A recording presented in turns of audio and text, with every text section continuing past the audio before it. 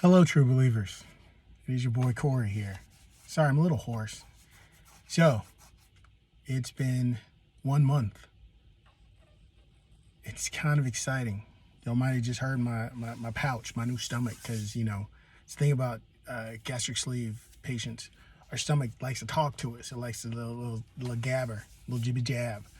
So, this is huge for me. It's been 1 month today that I had my gastric sleeve surgery. Big dates going around. Today is October 29th, 2 days from Halloween. Yesterday, October 28th. Also, it means it has been 10 months since I have been a COVID long hauler. 10 months ago, yesterday, I was diagnosed with COVID-19. And that's all connected, as a matter of fact. So let me get you up to speed. Prior to 10 months ago, for those who don't know, I was a very active person. Got up at 4:30 every day, lift weights, lift heavy weights, run. A stay-at-home dad, 4 beautiful kids. So that was my time to lift heavy and run. 5-time full marathoner, 11-time half marathons, countless other races, Spartans, 2-time Spartan finisher, Warrior Dash, lots of other 5Ks, 10Ks. COVID hit me hard. Spent more than a few months with 103 fever. Do not remember enough. I'll include the link. I did a short film documentary, my first 90 days as a COVID long hauler. I now have COVID asthma. I now have asthma now, as in forever. I will probably never run another marathon. Still grieving that. Well, during that time, all of that muscle mass, I think I documented last year that I was leg pressing as a workout, not a max, leg pressing 1,000 pounds, 4 sets of 10. All of that heavy lifting, that muscle mass turned to fat. Last year was going to my annual checkup, and my doctor was like, you're one of 2 patients I have that was losing weight during a pandemic. I was like 250, but when you're an athlete and you're going through, your doctor says, BMI, we don't care about BMI because we know you're actively moving. So it's 6'1", 6'2", 250. Doctor was like, I don't care about your BMI because I know you're lifting every day. So this is January. And you look at the documentary, you see the little vignettes, you see my face change, and all of that stopped. All that lifting and all that activity stopped because 6 months was on oxygen. It was 4 liters. And anyone that's on oxygen will tell you, if you need 5 liters of oxygen, you have to go to the hospital because home kits are not meant to operate at 5 liters. So all of that muscle mass went here, what they call brown fat. So that weight quickly, the 250 of athletic weight went to 284 of fat, of not athletic weight. BMI hitting 40, and not in a good way. This wasn't athletic weight now, and now joints are hurting, and going up the stairs on our porch, where now things are hurting, and my body was not used to this. It had never carried weight like this, and things are hurting me, and like I said, now I have asthma, so now it's the warmer months. We're in October now, but the warmer months, and now things are hurting, and I didn't understand this, and I wasn't clear to work out. So when you're used to working out and now you're being told not to, and your body can't handle it, this took a toll on me emotionally, and now my clothes aren't fitting, and I don't mean a little bit. I mean they don't fit now at all, drastically, and this was a huge difference for me, and this was a lot to deal with and accept. And so this now is coming up on August, and I was like, I have to do something about this. And understanding that I wasn't cleared to work out, I wasn't going to be cleared to work out, and I didn't know how this was going to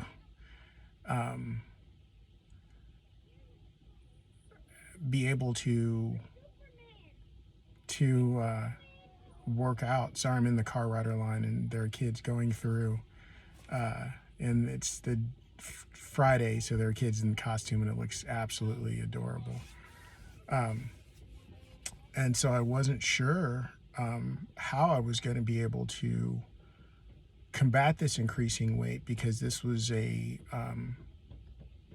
felt like trying to push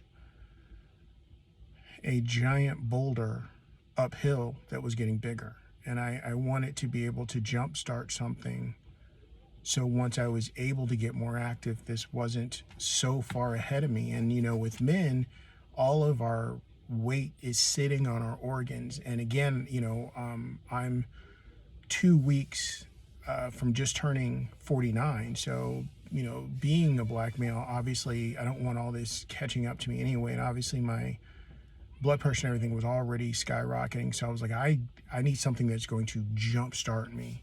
And so I started to look into weight loss surgery. And I was like, okay, am I going to be a candidate with everything else? And I was like, I need to go to the doctors and explain all this. Because obviously, I've gone to the doctors more in this year than in the prior almost 5 decades. My medical records from 2021 reads like Tolstoy's War and Peace at this point. And I was like, if I can get an audience with here it's Norton's with the weight loss doctors and surgeons, and I can just explain to them, like, look, if you look at my prior stuff and see what's happening, this isn't a typical situation. I was like, this can help me. And I have proven, I'm like, look, I understand working out and everything else. I was like, I just need this to jumpstart where I can get back to. And that's really what it was. I got in front of, Norton's Weight Loss Center is a wonderful situation, because they've got the nutritionist and the therapist, and it's a whole team that's ready to help you. And I got in front of the surgeon. I was like, look, I said, I'm a marathon, I'm an athlete. I said, this was just something that COVID hit me, and it's hit me hard. I'm still dealing with the migraines and the insomnia, and the asthma, obviously. I said, but I was like, I got a virus, and it just kicked my butt. And I said, but I was like, this, not to sound, not in a victim mentality, but I was like, this just hit me. And the weight came on because I couldn't do anything. I was like, I don't remember the first 3 months of this year. And I said, this just hit me, and the weight came on. And I said, I'm just trying to get back and get better. And I said, this comes on, and I can get this weight off, and I can get a chance to just get my life back. And they were like, yeah, we're in. The surgeon was like, we're cool. We can help you. And I almost cried. And I had this issue with my pulmonologist, where their office was just really ass backwards in getting me I needed the approval from my primary care physician, my cardiologist, and my pulmonologist. And they were all very well in working together. But my pulmonologist's office was just, she had signed it but didn't give it to me, and then I ended up having to chase them around. It was really their office, because even the doctor's office was like, I don't understand why they're giving you a hard time with this. And it was really kind of ridiculous,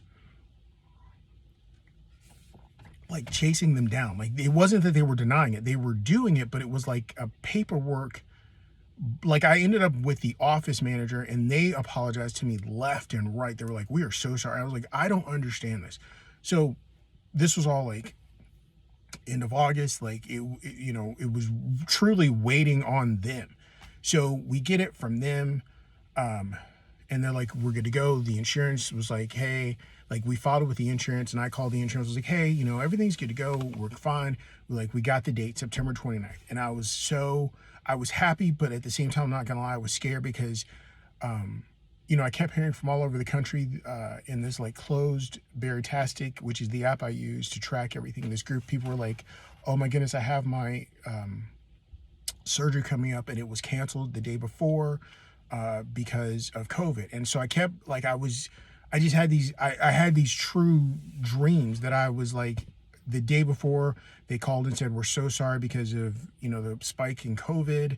The Delta variants, we're gonna have to push back your surgery. And so it was like I didn't want to believe it was happening because I didn't want to get my hopes up. And so because I'm such I love learning things. So I knew I was going to have the different stages of a liquid, moving up to mushy, and moving up to actual real food. My wife was very good. We'd gotten like broth and all this stuff, like mashed potatoes, like all, pureed food and all these things, to just have in the cupboards to be ready. And like the day the 29th came, and I was so happy, because I looked at it as it was I had to be there at 5:30 in the morning. Like I was just waking up to go to sleep. Like as I really was not nervous. Like I've had surgeries because I'm an athlete. I never get nervous.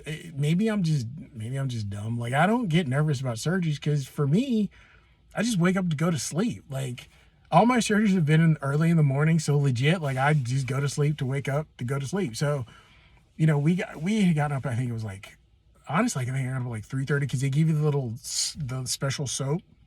So you take a shower the night before, and then early that morning, I think I got up, took a shower, and it was like got my change of clip, my overnight bag. So we went in, checked in. It was cool. One of my good friends, she had the surgery. She's actually on the surgical staff. She stopped by, gave us a hug, and I was like, they're like, you ready, Carl? I was like, yeah. I said, I'm cool. So I went in, surgery lasts like about an hour. I remember them waking me up and saying, all right, Mr. Queen, we're waiting just to get your room ready. And I was like, cool. I went back to sleep. Went back to sleep.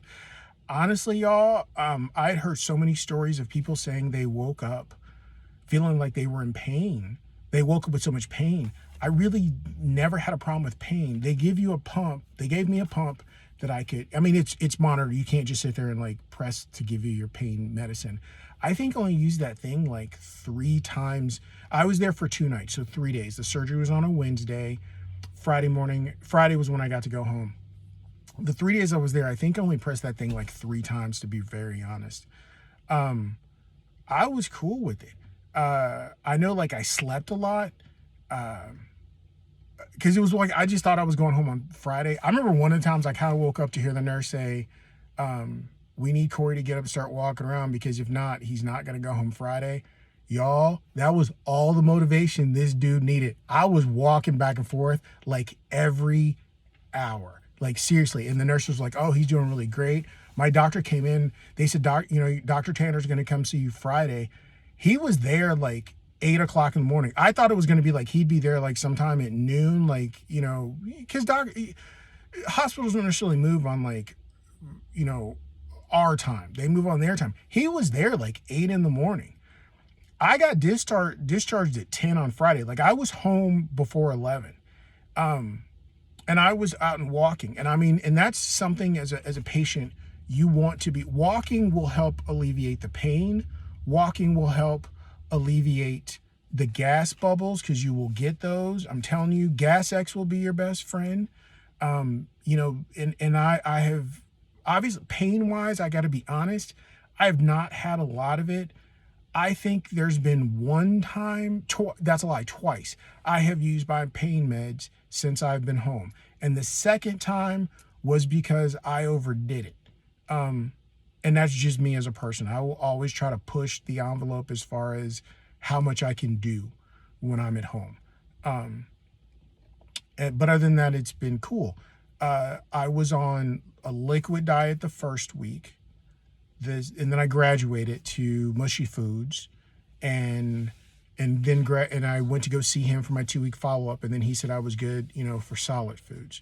I've only had one bad day food wise, and that was I was low on protein, and so I tried to double up on protein by adding protein powder to my scrambled eggs. I put it in the Ninja blender to really scramble the eggs, and I added the protein, and then I cooked it. And that protein powder sucked out all of the moisture, even when I tried to add some salsa to it, and I tried to eat some, and it just stayed here. And I walked around with my little trash can just throwing up all day. And it was my fault. It was nobody else's fault. It really was my fault because I just tried to double down. Other than that, I've had great days. And this is about to be TMI. Throwing up when you've had gastric sleeve is so different than throwing up when you have a regular stomach. Because when you have a regular stomach, like throwing up, like it bubbles down here, and you start praying in like 14 different languages, and you were just hovering around the toilet, and you were making deals with every deity you've ever read about and you've ever known. And you're like, man, please, I gotta get this out. And like, and it's a whole process. When you have gastric sleeve, it's like you will just be having a conversation and you'll be like, hold on, and it's just cool. And there's no stomach acid, there's no whole big charade. It just it's like you will just be talking, you will turn over, and you're like, whoosh, and then that's it. And you just go about your day, and that's just what it is. So that's what it was, and I was fine. So and it's funny, and so like I've enjoyed weighing myself every day.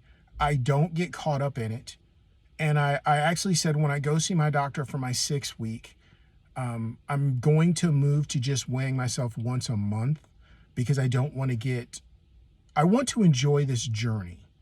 And as a marathoner, I don't think I've done that very well in my life. I get too caught up in the destination, and I feel bad about missing the journey. Like I go, oh man, I didn't enjoy the journey. And I want to enjoy this journey. This shirt is an XL. Prior to this, the past few months, I've been wearing triple XLs. I went through last night, and my 2 teenage daughters, our 2 oldest, have been loving this because they just inherited like 24 sleep shirts, and they're loving this. I am wearing my XL shirts again, and I'm so giddy. I want to enjoy this journey because that's what this was about. I'm smiling again. I'm happy about stuff now, and my shorts, I need belts now. It's funny. I mooned our dog the other day because I forgot to put a belt on, and I stood up and my shorts just fell. They didn't stand a chance. They just fell down. Today, I did the official month. We have this thing where, I do my measurements, and I did my measurements the day before surgery, and I did my measurements today, and my waist the day before surgery was 46.42 inches. Today it is 41.58. I didn't do the math on this. It just, it's a little under 5 inches. That's pretty cool. My calves and my thighs went down too, and that's fine because I'll get down. My goal weight is 190, and then I'll build up from there when I hit there, and that's fine. So total pounds lost in these 30 days is 28.97. I'm not really caught up in the numbers lost. I think everybody's journey is different. So I don't have a set of like, oh, I want to lose X amount of pounds. It's just a journey, and I'll get there. I'll get to that goal when I get there. I don't have a mindset of, oh, when I hit, the first month I want to lose X amount. I'm not doing that. And I think everyone who goes through gastric sleeve, I applaud them for when they hit goals, because I don't think the point of this is to lose this amount of weight when you hit this month and 2 months or however many weeks. The point is you lose weight, you lost weight. Celebrate that milestone. I'm just in awe that this is an XL shirt that I look down, and like even standing on the scale, I look down, and it just I'm like, man. Someone asked me, they're like, oh my goodness, are you upset or sad that you lost? Like, did you expect to lose more? I was like, I didn't have an expectation. I don't know if this is TMI, but like in the shower, like washing my face, and the way my face feels in my hand, like that's like, I apologize. I don't know how to explain this anyway. The way my butt feels when I'm washing in the shower, and the way it felt a month ago, and I was so upset the way it had felt those past few months, and the way my face had felt those past few months. And that's what I'm noticing. The way my beard and the way my neck looks now, as the way I had gotten so sad and accustomed to a way it had looked these past few months, that I thought that was just how it was going to look.